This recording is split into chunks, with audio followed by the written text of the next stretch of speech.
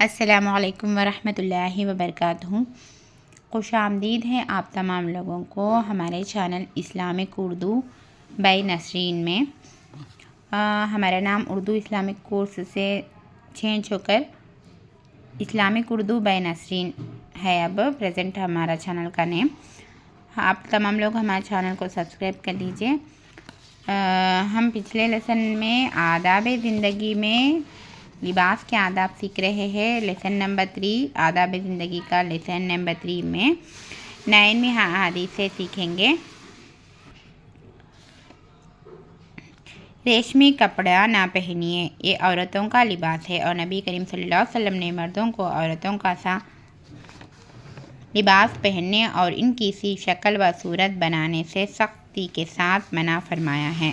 یعنی ریشمی کپڑوں کو مردوں کو نہیں پہننا چاہیے، یہ عورتوں کا لباس ہے۔ یعنی سلک لباس، ریشم لباس، سلک لباس عورتوں کا لباس ہے، اس کو مردوں نہ پہننا چاہیے۔ ریشم کپڑا، سلک کپڑا مردوں کو نہ پہننا چاہیے۔ حضرت عمر رضی اللہ تعالیٰ عنہ فرماتے ہیں کہ نبی کریم صلی اللہ علیہ وسلم کا ارشاد ہے، ریشمی لباس نہ پہنو کہ جو اس کو دنیا میں پہنے گا وہ آخرت میں اس کو نہ پہن سکے گا۔ بخاری اور مسلم کی روایت ہے یہ۔ جو دنیا میں ریشم کپڑے پہنتے ہیں مرد تو آخرت میں اس سے محروم ہو جائیں گے۔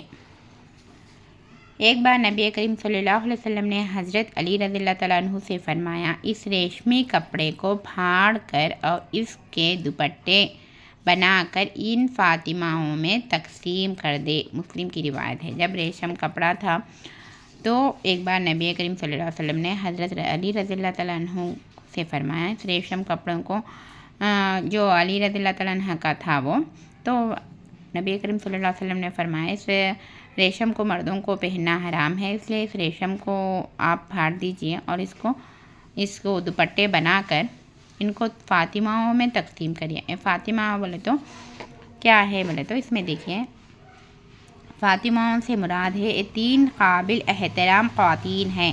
ایک کیا ہے؟ فاطمہ الزہرا رضی اللہ تعالیٰ عنہ، نبی کریم صلی اللہ علیہ وسلم کی پیاری بیٹی اور حضرت علی رضی اللہ تعالیٰ عنہ کی زوجہ محترمہ۔ دوسرا فاطمہ بنت اسد، حضرت علی رضی اللہ تعالیٰ عنہ کی والدہ محترمہ۔ تیسرے فاطمہ بنت حمزہ۔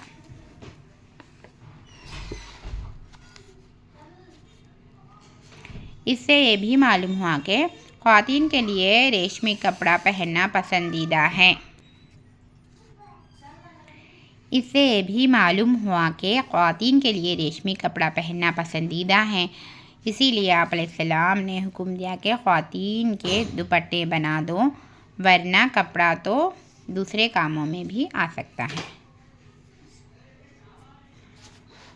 اس حدیث میں 9ویں حدیث میں لباس کے آداب میں ہم یہ سیکھیں، ریشم کپڑوں کو مردوں کو پہننا حرام ہے، یعنی سلک کپڑا پہننا مردوں کے لیے حرام ہے، اس کو عورتوں کو پہننا پسندیدہ فرمایا۔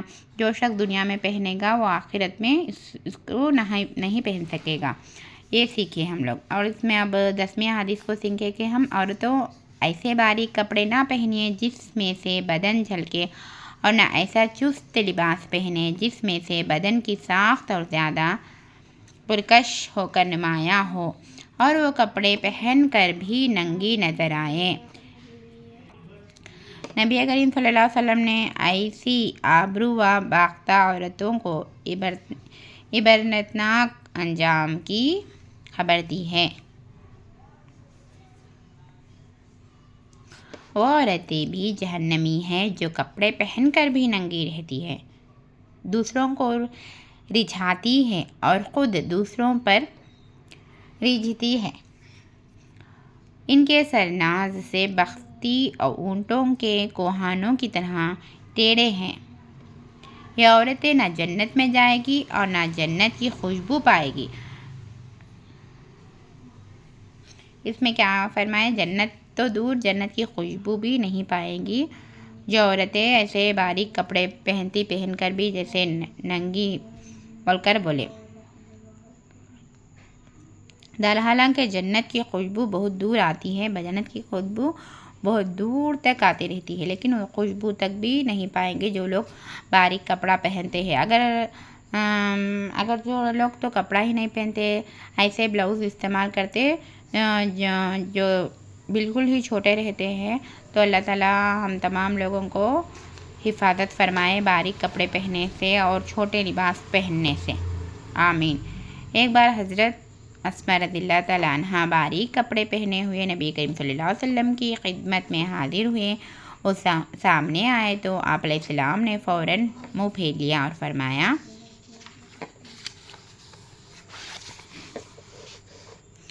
اسماء، جب عورت جوان ہو جائے تو اس کے لیے جائز نہیں ہے کہ منہ اور ہاتھ کے علاوہ اس کے جسم کا کوئی حصہ نظر آئے۔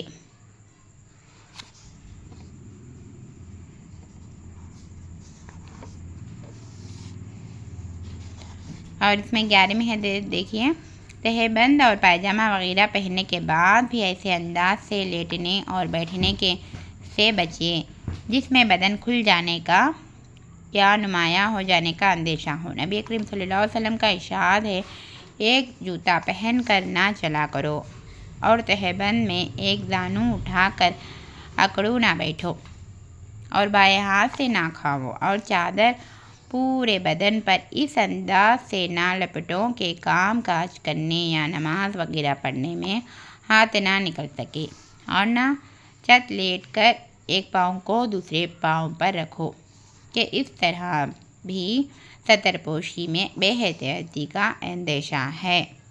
اس میں لباس کے آداب سکھائے ہیں، کس طریقے سے رہنا، لباس کو کس طریقے سے پہننا، بلکہ ایک جوتا بھی پہن کر نہیں چلنا چاہیے۔